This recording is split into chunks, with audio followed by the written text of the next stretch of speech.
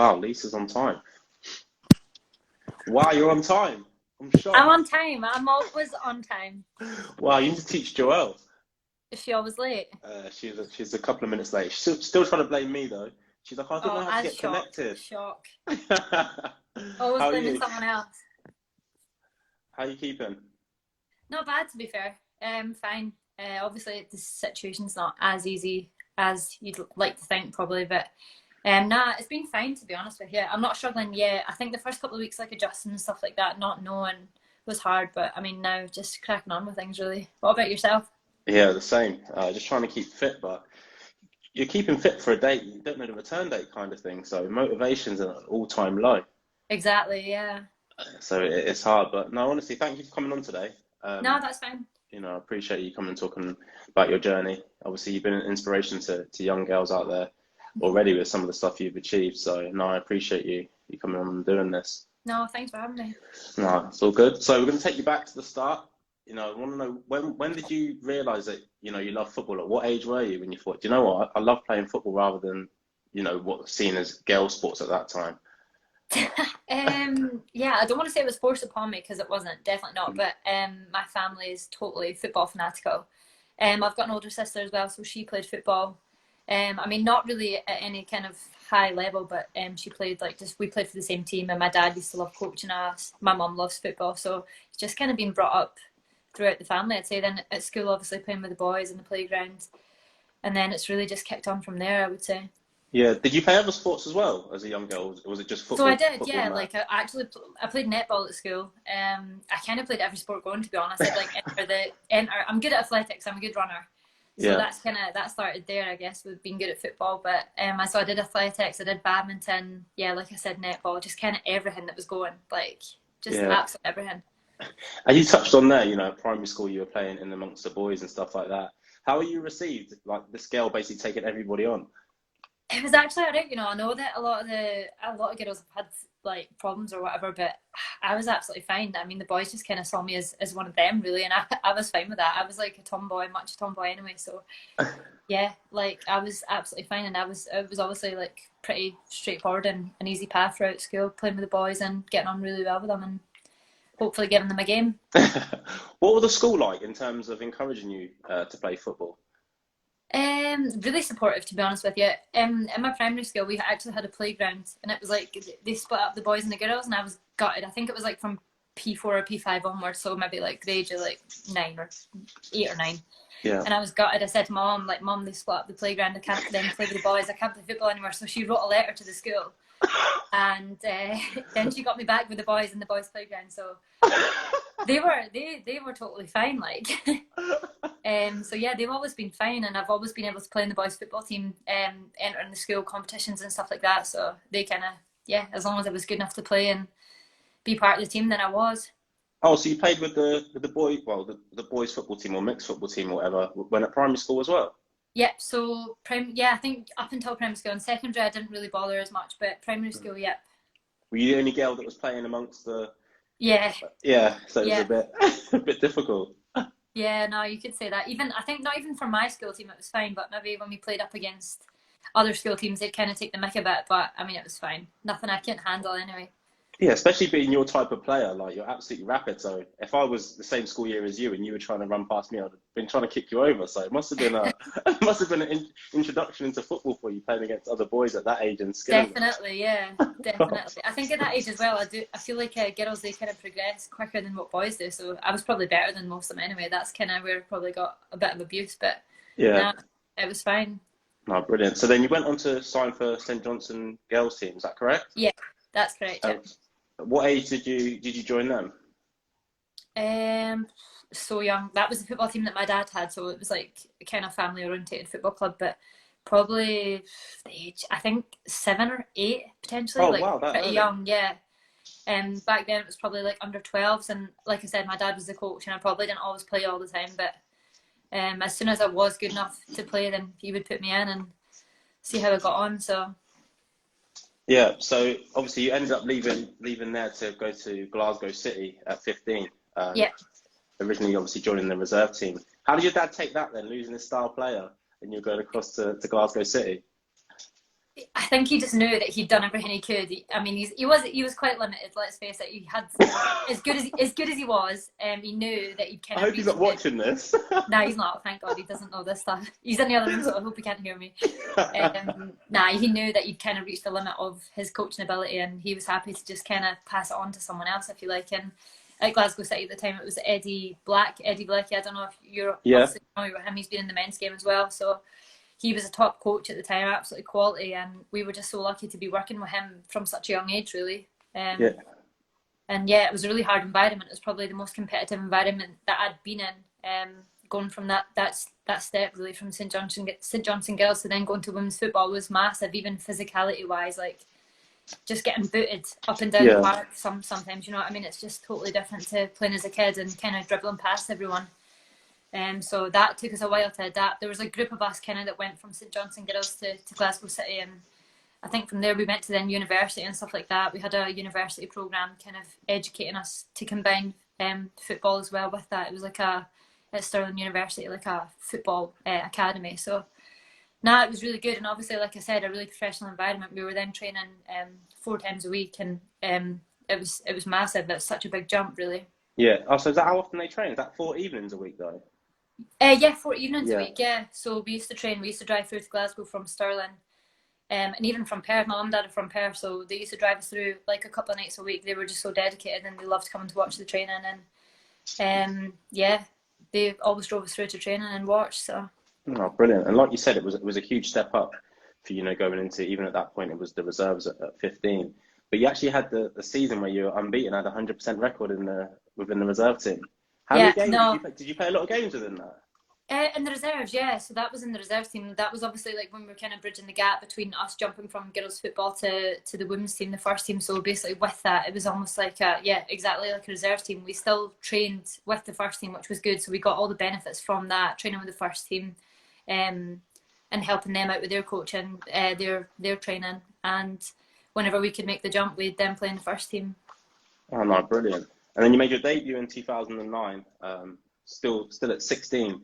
What was it like to, obviously you've been training with the first team and stuff, and playing in that kind of reserve setup. What was it like getting told, or at least you're going into the first team now? I think I was just like absolutely bricking it. I was so nervous, probably even in training. I used to remember like going into training with the women's team for the first time. I was so nervous. Just the build up the whole day, like I couldn't eat my dinner before I went, and I was just so nervous. I was like, oh God, what if I mess up? And you just eventually like you get on with it, and like a few of the girls, they'd give you absolute dog's abuse. You just get on with it, and you're just so used to it. You'd give the ball away, and someone would be shouting in your ear, and it was just like good. It was an absolute wake up call to just think, okay, like I need to be better here. I need to be quicker on the ball. I need to move it quicker, and just be the physicality as well. Like I said. Yeah, as I touched on earlier, the style of player you are, obviously basically dribble past everybody. I can imagine, obviously, going into that first team at Glasgow City and, only being 16 years of age. How did opposition, women take that? Obviously seeing you, obviously, have a slight build because you're a lot younger than them. Did you find that people were trying to be a lot more physical on you than they were the other women? I think so, yeah. Even especially like the teammates, the girls that I was training against really at Glasgow City, like the first team, we were obviously like quite cocky, as you are when you're younger. You just think you can go in and beat anyone, but they soon give you a kick or two, and you're like, okay, God, I'm not going near hard again. So, no, it was definitely difficult. I remember the first couple of weeks, the coach Eddie was like, "Nah, you need to get in the gym. You need to do this. You need to do that. You need to strengthen yourself up a bit because you can't hold up the ball. You won't be able to get past anyone." And right enough, I couldn't. So, I definitely learned a few things from him. Do you always play on the wing? Were you still a winger at this point, or are you playing more through the middle? So, yeah, all my Glasgow City time I played through the wing, always on the wing. There's a couple of times for Scotland and stuff like that. Back in the day, I used to play on the 9, but I mean, rarely. Mostly all the time on the right wing, left wing as well sometimes. You touched on the scholarship program that you were in. I think you were one of the first people to actually get offered a place on that. So how did that come about? And just explain to us a little bit of what that entailed. Yeah, so basically it was through winning students. Stirling University had offered a programme for the winning students, And it's just basically that they'd fund our accommodation, they'd fund our football, and they'd fund, obviously, you could get your university degree with that. So it's just basically to combine your football and still be able to play like professional football, to balance that with your education. It was an amazing program. We used to get up. When I think about it, it was mad, the stuff we used to do. We used to get up at 6:30 in the morning. We'd be on the training pitch for 7 o'clock. And then we'd start uni at 9 o'clock. And then we'd go to training at night. So the evening training was 7 till 9 in Glasgow. We'd come home again, go to bed, and then get up the next morning. It was mad. Wow. Like, such a busy schedule, but we just try and take naps here and there. Like every time we wouldn't have a class in the afternoon, we'd take a nap and try and get as much sleep in before training, then started again. Yeah. How many of you were actually on that scheme?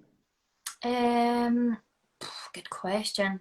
I mean, living there was 2 houses. I reckon there must have been about 12, 13, 14 of us, maybe. Oh wow! So quite a, there wasn't a lot of people. So obviously they saw you as a future star, basically, even that early on, to put you on the scheme. So like you said, that cost them obviously money to put you on there. Definitely, yeah. And it was good footballers at the time. It was a lot of the girls that I played with at Glasgow City, like really good quality footballers. And just, it was individual training, so that was really good. A lot like kind of like doing your left foot or like passing, long balls. It was a lot of stuff kind of more individual based, maybe not as heavy going. And then obviously your football training at night, and then strength and conditioning and stuff like that. So yeah. And during this time as well, obviously you had been called up to Scotland 17s and 19s. You're working your way through the Scotland youth setup. How proud a moment was it, when you got your first call up to the 17s? I'm sure your dad, as he was your first coach, took a lot of credit for that. Oh yeah, without a doubt. Yeah, obviously delighted again. It's something that you kind of wish for. I'd had a taste of it. I went to the Scottish schools, kind of similar, just through the school team. So I kind of thought, oh, this is great. You go away to a different country and you're with amazing players around you, and you kind of get a taste for representing Scotland, and then to be actually picked and to represent, even at age group, even at the under 17s, 19s, it's still an amazing feeling, and it's something that you'll always love doing and be proud of. Yeah, you quickly became a star at Glasgow City, and a key player. You won 4 Premier League titles, 3 Scottish Cups. You won 2 SWPL Cups. Did you feel, that when you were coming towards the end of that you needed to move on, because you achieved so much at the club? You'd helped them come a long, long way. Do you feel that you weren't testing yourself, week in, week out the way you wanted to? Not necessarily. I mean, I was more than happy to be where I was at Glasgow City. I wasn't looking to move anywhere else, to be honest with you, because I had everything there in place in Scotland. I was only 2 years into my university degree at the time. I had amazing football education through Eddie Blakey Black, like I told you about. And we were winning titles, so I was more than happy with that, to be honest with you. It wasn't until we played Turbine Potsdam in the Women's Champions League. I mean, we got pumped. We got absolutely nailed. I wasn't going to mention the score. Yeah, what I'm not was going to the score? mention You the can score, say it but now. we got Go on. pumped. What was the aggregate score? They saw something anyway that they kind of liked. I don't know if it was probably my athleticism, because I mean it was probably, I'd imagine. Yeah. But they saw something anyway, and it wasn't until my dad got a phone call that I got a trial out there. We weren't looking to, or I wasn't looking to go anywhere else. I was more than happy. Like I said, I had 2 years still to do of my university degree. And then this kind of random call came through, and I went over there for a football trial in the January. And it was freezing cold. I remember being there with my dad. It was like minus 17 degrees. It was so cold. And we were both miserable. We were just kind of like, what are we doing, Dad? Like, why am I here? Why am I doing this? And he just kind of thought nothing of it as well. So I went there, like, had a couple of days trial, and just felt like crap, really. Like, it wasn't good at all. I was like, Dad, I'm never going to come here. Like, I hate it. They're not going to offer me anything. The girls were just so, like, I don't know, just not nice girls. I was like, okay, what am I doing? They're not going to offer me anything anyway. And then a couple of months later, we heard back, and they're like, yeah, we'd like to sign Lisa. And I was like, oh God, like, Dad, I'm going to have to go there. Like, it's the first professional contract, like, that I've played in my footballing career, the first offer. So he's at least saying, like, you need to go. Like, you can't not go. And then I thought, oh my God, what am I doing? Because they were just not nice girls. So I went over there.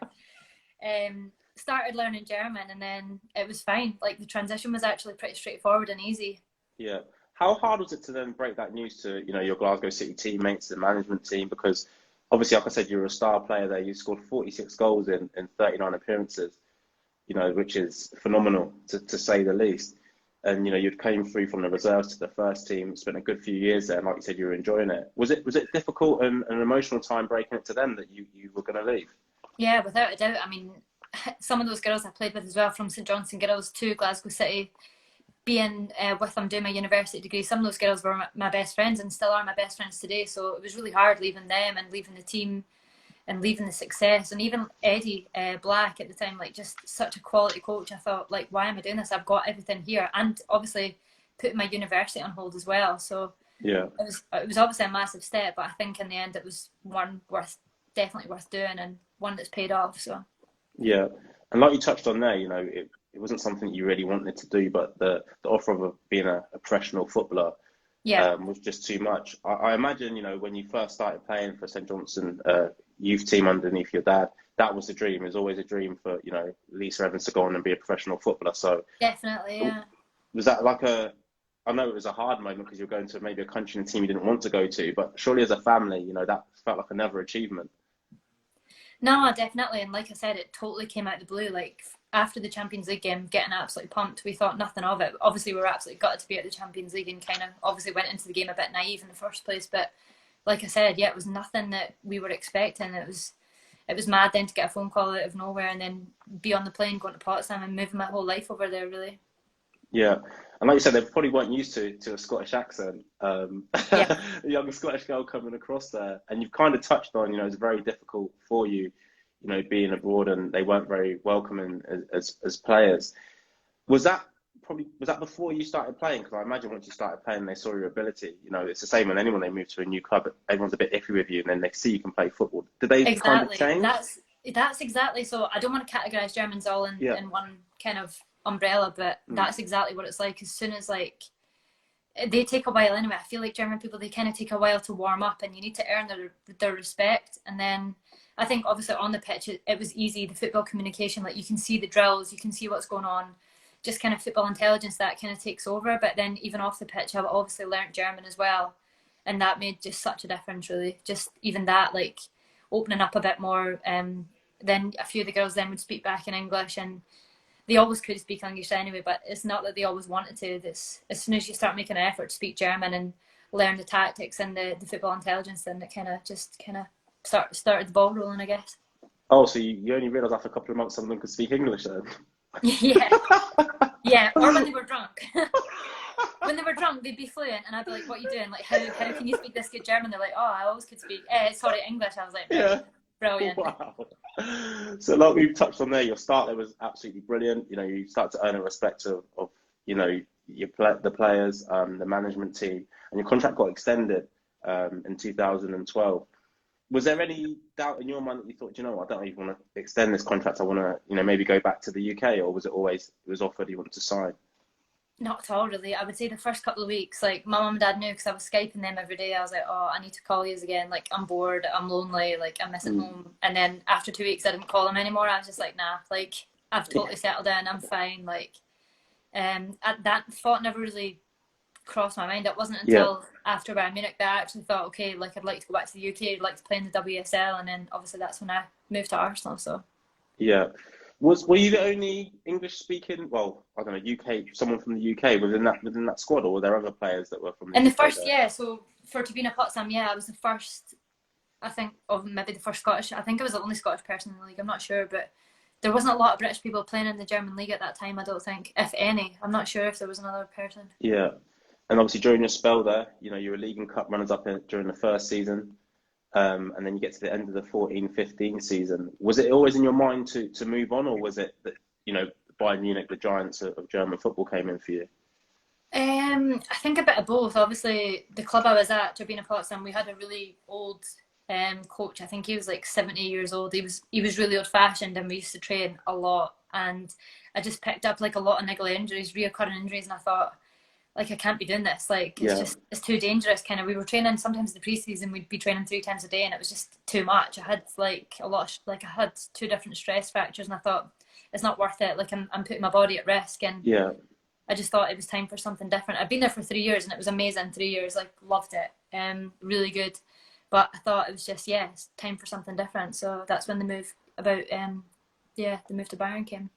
How did that come about? Was that again another random phone call, or was it something that was in the pipeline? Or Yeah, not even. It wasn't something that had been planned like a long time. It was just I remember after it's obviously like the men's season. It's the same. It runs up until May.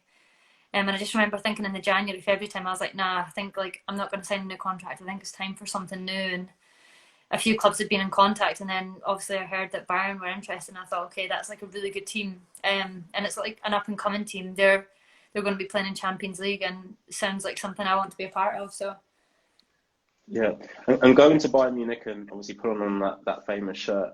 And we spoke about so many achievements that you've had already in your career. Was that another proud moment? To go into Bayern Munich. I know you said that it was a new team and whatever else, but still that name.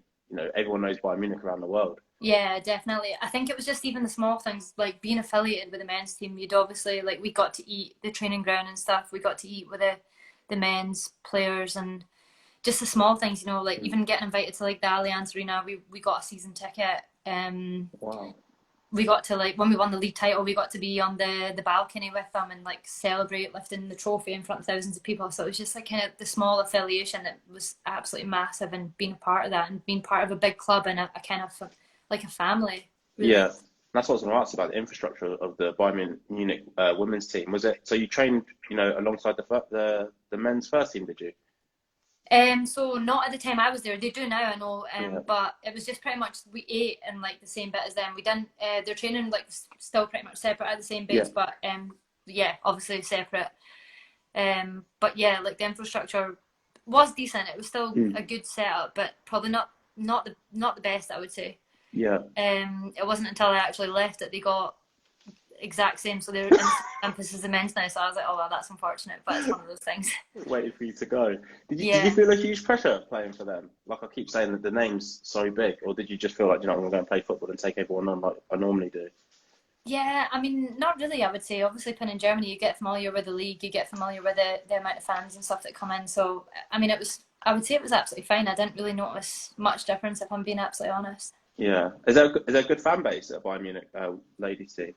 I wouldn't say it was that decent. I think the last club I was at before, Turbine Potsdam, they had a much better fan base. They had a massive fan base. But no, it was still really good, but not as good as I think they wanted it to be and we wanted it to be. Yeah. And you kind of justified the move because you won the league in your first year there. Yeah. Like you said, you were alongside the men's team lifting the trophy. At the end of that season, when you'd won the league, again, we keep talking about achievements and because you got so many. But what was that like? That must have been surreal. So are you back? Yeah. No, it was. I remember that, and I just thought, like, what is going on? Like, what is life? Like, literally, I had no idea what was going on. It was overwhelming, really. That whole week, I just remember. So we had a party with the men, and like this, it was just like just a place that they booked out, this massive place that was unreal. So they had like, I remember One Republic being there. I don't know, everyone was drunk, and it was just a massive party. We were both celebrating winning the league together. One Republic was there, like singing, dancing on stage. And just with us, with all the men like Thiago and Vidal, Xabi Alonso, so they were all there, and we were just like beside them dancing. Thomas Muller like doing all these moves. I was like, it was insane. And then the next day we went to like I said, they call it the Rat House in Munich. So it's just like the big, it's almost like a town hall. And then there was like thousands and thousands of people in that street, and we just had to like go out on the balcony and lift up the trophy. And you had to do it with like one of the men's players, and I was like beside Frank Ribery, and I was like, what is going on here? Like, this is absolutely madness. But it was amazing. It was absolutely spectacular, and something I'll never forget. Yeah, just before we move on from Bayern Munich, I've got to ask you a question. What were you thinking when you put in that performance that you did at Easter Road against Hibs in the Champions League? Not too much, to be fair. I was only thinking about getting through to the next round. The class playing at Easter Road though, loved it. I mean, the pitch was an absolute, like, it was an immaculate, and it was just such a good night. Like, I remember Mum and Dad being there, obviously playing in front of a home crowd, if you like, although being an away game, being away from Bayern Munich, it was fab. The whole setup was amazing. They had a massive crowd there, and obviously I knew a lot of the girls that I'd been playing against from the national team, so that's always fun. Yeah, I remember Um, watching it because obviously I was at the men's team at the time, and we came to watch it. And obviously at this point I didn't know who you were. And then I was like, Boiler, we need to swap you for her. And Boiler's yeah. like, I think she's better than me. Oh, bless him. No, no, not. I'm talking about Martin Boyle. Oh, right, Yeah, Martin. Martin Boyle. Yeah, we're trying to get you in the men's team, not in the women's team. And he was agreeing. But Joelle said she was happy you didn't come over to her side during that game because obviously you're on absolute fire. Yeah, she was playing centre half, so she Yeah. was. Nah, it was No. fab though. Easter Road's great. We've played there a couple of times as well with the national team, and it's like such a good place to be. So Yeah, and that's what I'm going to touch on now. Obviously, playing for Scotland, and as I keep repeating myself, achievements and stuff. You qualified for the Euros in 2017, but the massive one was the World Cup in 2019. yeah. Firstly, take me on that kind of journey. I know you obviously went to the Euros in 2017. It was a disappointing campaign in terms of how you girls did.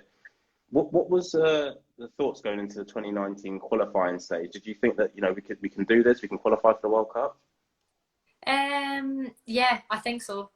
We saw the group and we thought, yeah, like we should be making it out here. Although there was teams that were really competitive. Obviously, Poland, they gave us a really, really tough games. But I think even Switzerland, we thought that we could beat them. If we thought we were as good as them, if not better. So we fancied our chances anyway. But no, I think it was just to get to another World Cup. We got a taste of it at the Euros, playing at a major tournament, and we just wanted more of it, really.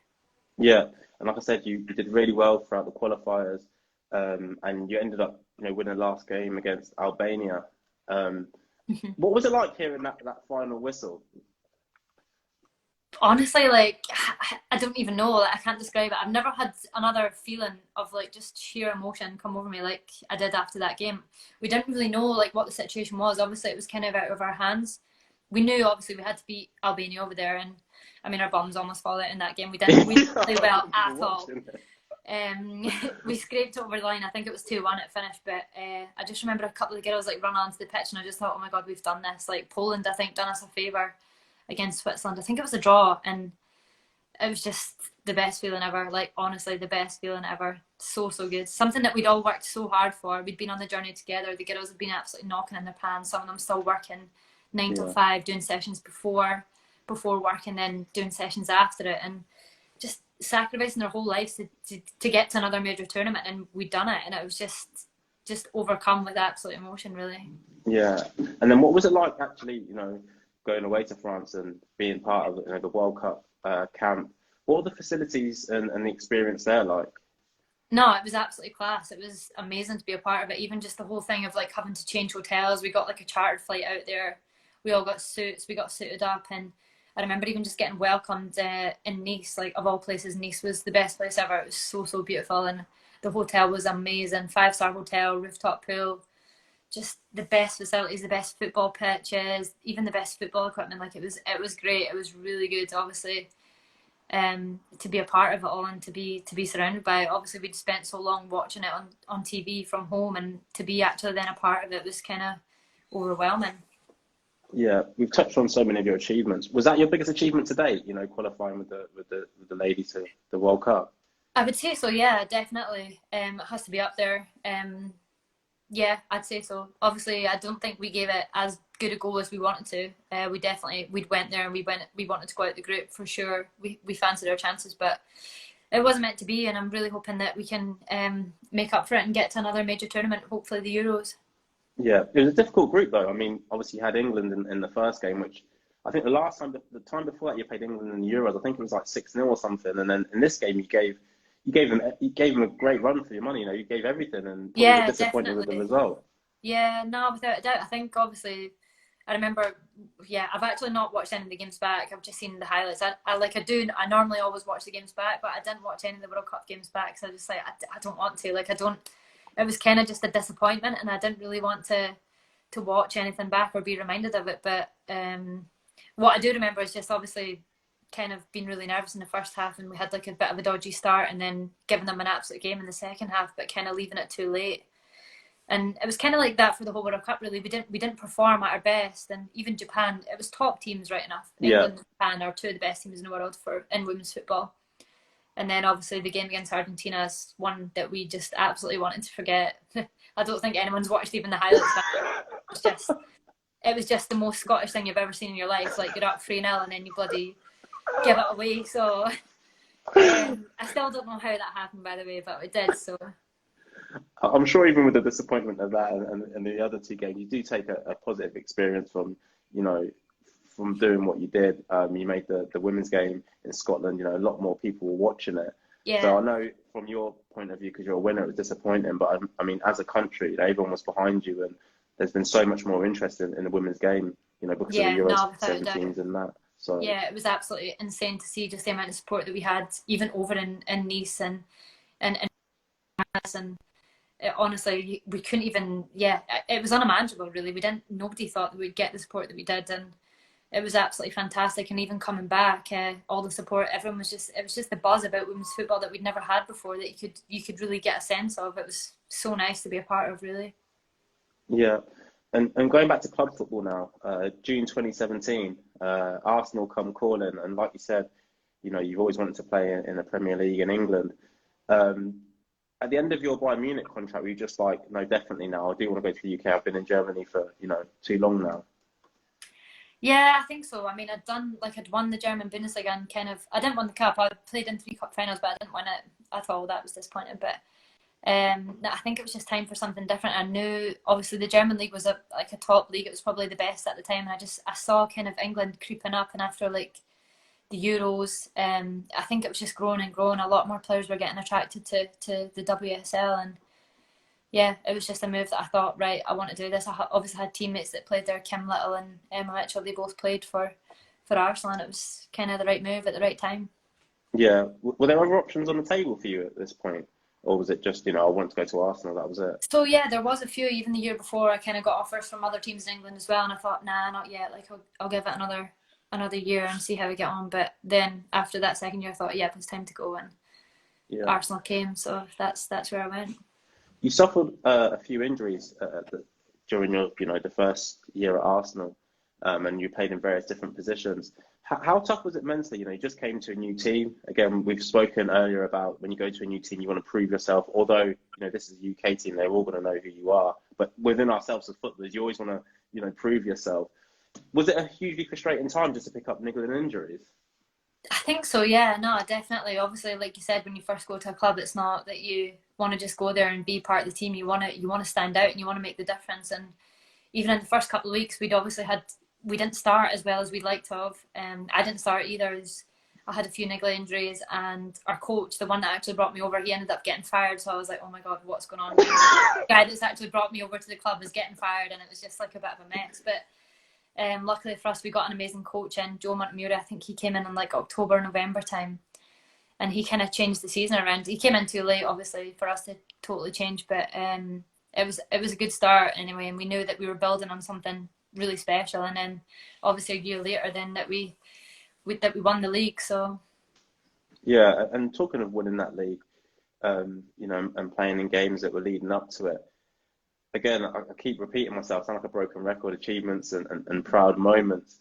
Do you put that one on par with, winning it for Bayern Munich, or how was it received in terms of winning the league? I think, yeah, definitely up there. I think when we won the league in Germany, it was kind of clear that we were going to win it. By Christmas time, we kind of thought we're 10, 12 points clear. We're going to win it. But I think obviously the English league was a lot tighter, and it came down to us actually winning the last couple of games. And I think I remember the day at Brighton, we won it at the men's stadium at Brighton Amex Stadium, and it was just again so good. It was amazing. Obviously, I think we played in front of record crowd at the time. It was almost, I think, 20,000 odd, maybe even not. I don't know. It felt like it was a lot of people anyway. Yeah. An amazing pitch and just such an amazing day. Really good day. Yeah, and winning all these trophies and medals and stuff, you must be running out of space, because it seems wherever you go, you're winning something. Where are you keeping all these medals? They're there somewhere. I'm sure they've got them in drawers, and my mum and dad, they've got a whole wardrobe full of stuff. So, they keep everything. Is your dad still taking credit for even the things you achieve now? Yes.